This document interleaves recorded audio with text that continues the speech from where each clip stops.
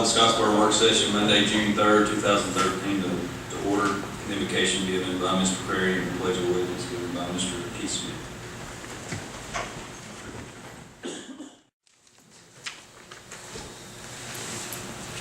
First item will be Bob Young from Fraser Lanier Bond Refinance presentation.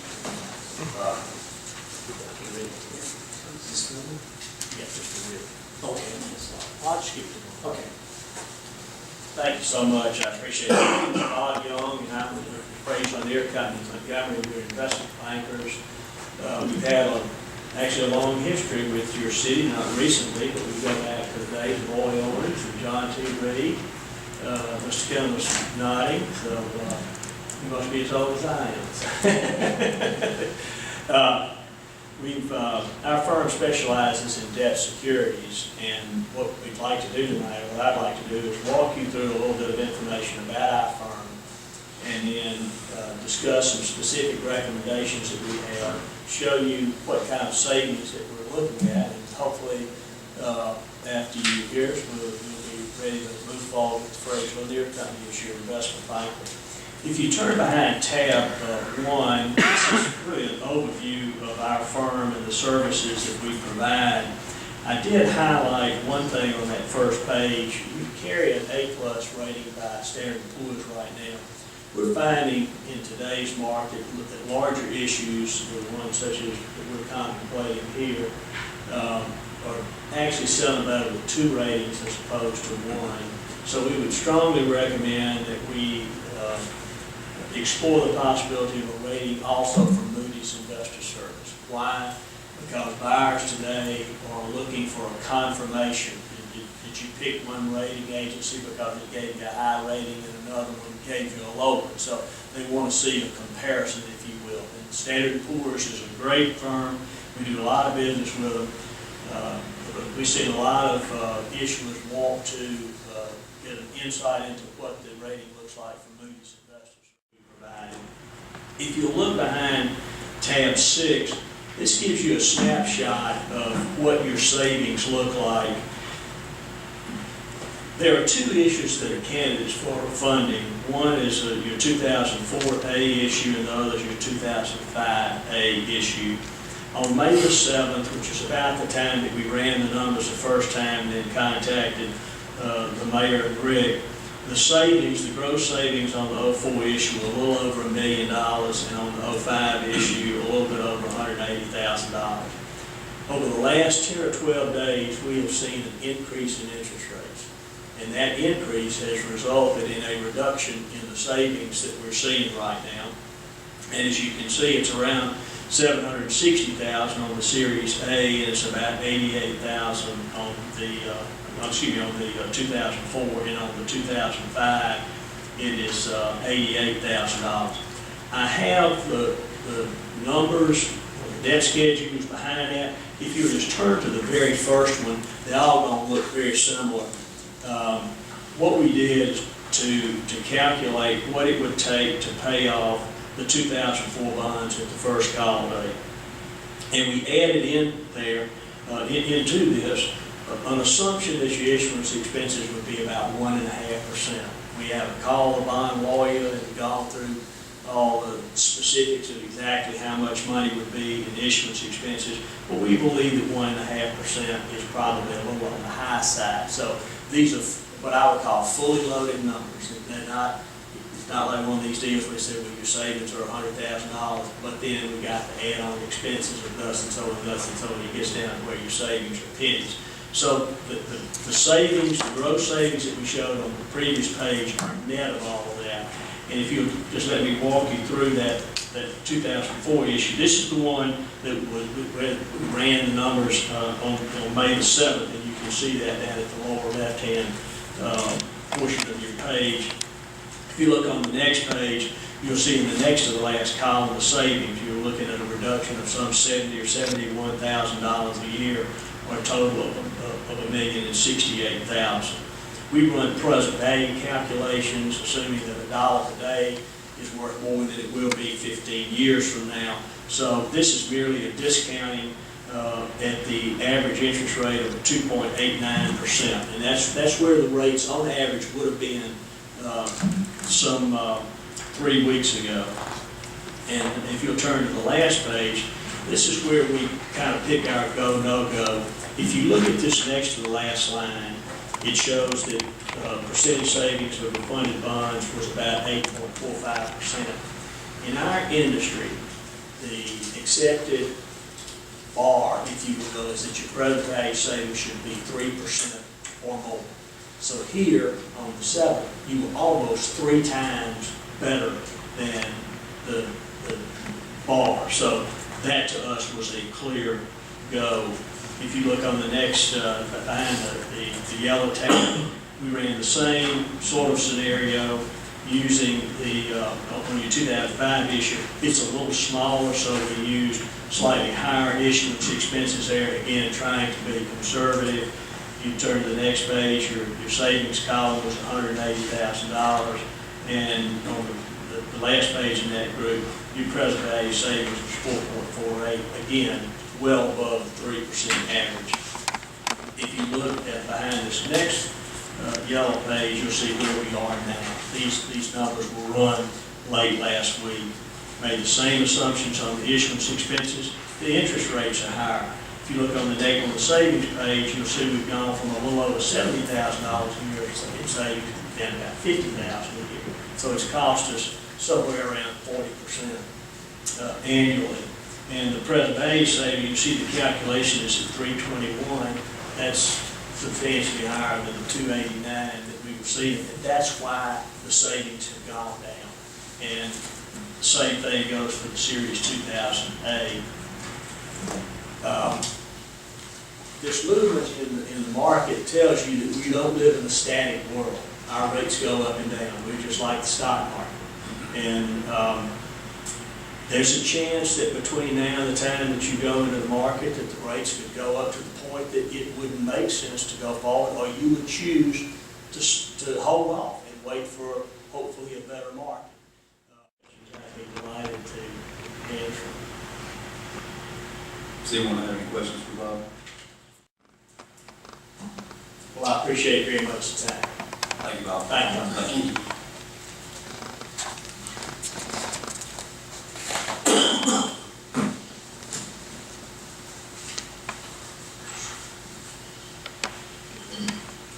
Next item is Nicholas request to prepare for recycling building. Morris, will you go on front? Sure will. Thanks, fellas and ladies, for the opportunity to speak with you about the issue at the recycling center. As everyone knows, I've operated a small recycling company out of your building on Abbey Lane since June of 2006. Prior to that, the building had been dormant for a number of years, and prior to that, the city bailed garbage in the building. Because they bailed garbage and they had need for 480 volt service into the building, electric service comes in the building as a 480 volt into the 480 volt panel. And then there's a transformer in the building that reduces it down to power the rest of the building. Last Tuesday, that transformer failed. So the baler operation can continue on, but no other electricity is available for the building. So my request to the council is simple, that you restore the electric service to the building. Mr. Kimber, is there anything in the lease agreement? The lease was executed in 2006, as Mr. Nicholas said, in paragraph 10. It says, lessee, the recycling from Scottsboro, shall at all times during the term of this lease at its own cost and expense repair, replace, and maintain in good, safe, and substantial condition all the building and the improvements thereof. And I have done it. Any repairs to the building, the city has not spent a single penny on the building in 7 years. I put a $2,800 overhead door up, put in a new hot water heater, repaired all the overhead doors that didn't work at all, repaired the electric service, had to redo the plumbing completely, had to put shut-off valve for the plumbing down on the road by the bus barn. Considerable expense. Now, it's buck for buck. I work for you. I eliminate material out of the landfill. Last month I shipped 110 tons. This month, in April I shipped 110 tons, May about 80 tons. That's a lot of diversion from your landfill. This is a huge expense for a small company. I have 3 employees that I provide jobs to. The building is not viable, the electric service, no lights, nothing. Now, how much is it gonna cost? I got an estimate from my electrician of $4,000 to replace the transformer, but in working with Melton and the electric board, it'd be much cheaper by putting in a separate transformer on the outside of the building, separate service. And I believe that's what they said they would do. That estimate's about half that. That's just a rough estimate, going with the transformer outside the building. The main expense will be having an electrician do the hookups, from what I understand. I know you've been there 6 years. Yes. I've been actually 7, because it was June of 2006. And we lease it for $1 a year. So you just expect us to pay $3,000-$4,000. But at the end of the lease, when it's over, Mr. Smith, you're gonna have the building and all the improvements I made to the building, including that $2,800 door and the $700 hot water heater. You know, everything, the building's in good shape, other than it's got no electricity. But my only concern is when several heard that you were gonna be here tonight and what you were gonna be here for. The other recycling business in town asked me why we don't furnish them a building, because we furnish you one for $1 a year. They have to pay their own way. Mr. And I guess Smith, there are no other recycling companies like mine in town. I'm a multi-material recycling facility. I do paper, plastic, cardboard, metal. I am not a scrap yard. I'm a multi-material recycling. Completely different business.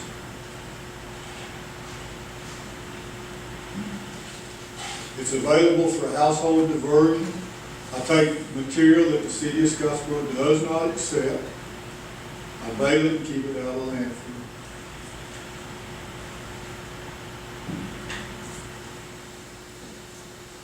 Any questions for me, Clay? Materials that we don't accept? Yes. Like, Plastics 3 through 7. The city accepts only 1 and 2. Up until this last week, I took glass. I've taken glass for 7 years. we don't do that here. We don't take glass. you do cardboard as well, though, right? We do cardboard. I do a considerable amount of cardboard. Considerable amount of paper. I have programs in the industry. Of course, I compete with the sanitation department. But I've got some successful programs going on. So it's not been an extremely profitable business, and in retrospect, I'd probably keep on working for TVA. But, you know, can't go back. Does anybody else have any questions?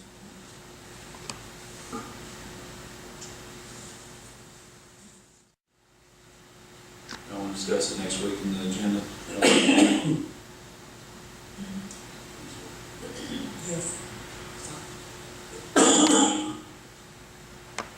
I haven't had any power for a week already.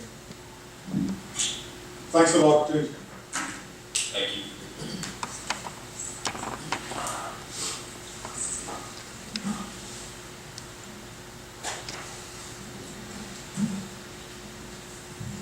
Next item is Larry Ward from Raymond James Bond Refinance presentation. Mr. Ward. Mr. President, let me introduce two guys that you all know very well, Matt Adams and Brad Green, who have worked with me for a long, long time, and the two younger guys, if that's possible, that are passing out information for you are our two interns, and I'm sure it will come as no shock to you where they go to school, but we have them for the summer and glad to have them. Hope they learn a lot, and if they don't learn a lot, we hope they have a very good time. Thank you very much for the opportunity to meet with you and discuss this in detail, and I'm going to cut this real short. I know y'all heard more than a good pair of galoshes could stand tonight, so if you have questions, I'll be glad to deal with them. The first thing I want you to look at is, of course, again, the painted debt of the city, which I think you all have. That's just good for you to keep in your permanent files, because that's all of the debt of the city, and that explains its usages, its refundings, and the funding agreements that go with that. You can look at that and determine what is actually chargeable against the city's debt limit, and also payable from the city's general fund. If you look at this next sheet, which is the reason for our being here tonight, and if you will, go to the second page, and let's do this backwards. The 2004 AED funding is doable. Those bonds can be called in the near future, and we can close about October the 3rd, which means that we need to begin moving very quickly. Using a level debt service savings, the savings for the city would be about $1,715,000. I think you're not interested in the upfront savings. I think you'd rather have this, since you've already given the school board an opportunity to do any new money they needed in the recent past. It save you year to year approximately $115,000 to $120,000 a year. Go to the first page, which is the 2005 GO, the Goose Pond bonds, and I would encourage you to look at probably the third and fourth scenarios going across. Goose Pond has some things going on. They're going to need some additional money, and we can produce cash of about $255,000 at closing. If that is not adequate for what the council wants to do with them, then that debt can be very easily extended beyond 2023 and keep your debt service pretty much where it is now without raising what the city would have to pay. Is there anything wrapped around that that would prevent us from doing that? So, I mean, in effect, if you need to add something to that, you can keep your debt service essentially where it is, add the new money, and take it from 2023 out a little bit further. I would ask you to consider, this one cannot be actually closed until when, Brad? March 2014. So we can actually begin to sell bonds right after the first year. That would keep both of these issues back qualified. I would suggest that you put both of these in one resolution. We need to get the big one out of the way soon. We have lost 20 or 30 basis points in interest rates over the last 2 or 3 weeks. I think we'll have some settling back that we can jump in at the right time, but it ain't gonna get no better than what we've seen. I don't know how to put that any more plainly. So as Snuffy Smith would say, time's a-wasting. We need to react to this quickly. And if we go ahead and authorize the other one at the same time, bond counsel can draw the documents knowing that this other one is coming about 3 months later. He can do it on the same, and all you all will have to do is come back and vote to determine how much, if any, new money you want at that time. You'll have another 6 months to make that conclusion. But while they're doing the documents, Mr. Kimmer argued with me, if you will, while they're doing the documents for one set, if they're doing for both, it should save us considerable money to do it that way. It'll also prevent you all having to deal with it again until the final thing is brought in front of you. I suggest that you move quickly. Bond counsel is Kane Burnett, who unfortunately is not from Scottsboro. At least he had the good sense to marry a Scottsboro girl. So we use people that are deeply attached to this. I'll be glad to try to answer them. Otherwise, I would encourage you to move on this quickly. It will take about as long as we have time between now and the day we can sell. And we like to have some lead time because, as always, we sell an awful lot of this paper in Jackson County and in Scottsboro. And so the last issue we did, the largest single bond holder of any bond issue I've ever handled for the city of Scottsboro, that bond holder either lived in Scottsboro or was from Scottsboro. And we want to keep pushing that paper in the direction of folks at home because they believe in you, they're vested in you, and they'll take the paper at a lower interest rate, which is ultimately good to see. Any questions? Larry, how long do y'all have the bond issues here in Scottsboro? How many years? You were a small child.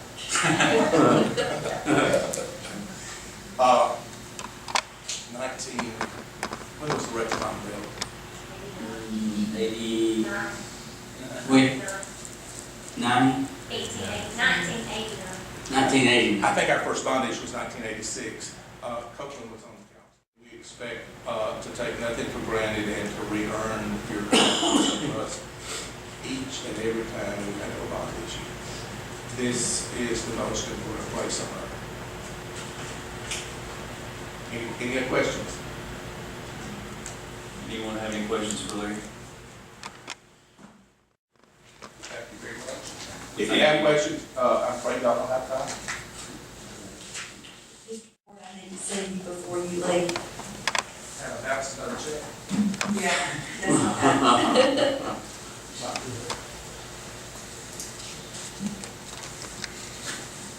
We'll go to reports. Mayor, do you have anything?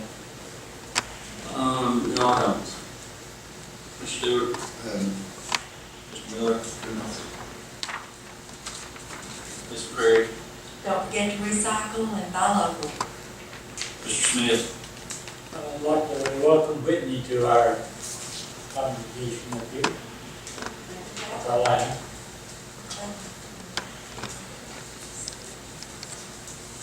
We had the drive-in this past weekend.